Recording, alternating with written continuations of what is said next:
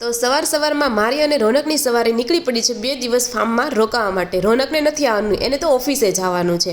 ફાર્મમાં જવાનું ઉનાળામાં નક્કી કર્યું હતું, અચાનક ચોમાસું ક્યાંથી આવી ગયું.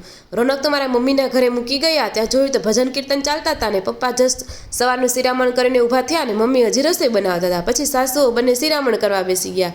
આ બાજુ મારા ફઈની છોકરી ગામડેથી આવી હતી. મેં એને કીધું ચાલ આપણે બપોરના ભોજનની તૈયારી કરી નાખીએ. તો એને રોટલીનો લોટ બાંધ્યો અને મેં અહીં મગનું શાક અને દાળ ભાત સંભાળ્યા. તો કોને કોને મગનું શાક ભાવે છે તે જરૂર કોમેન્ટમાં કહી દેજો.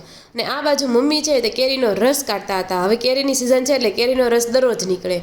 અહીં પછી મિત્તલ જો ઋષિવને રમાડતી હતી અને એના મમ્મી સોનલ છે તે ફાર્મમાં જવા માટેની તૈયારી કરતા હતા. બપોરા થતાં બધા જમવા માટે બેસી ગયા.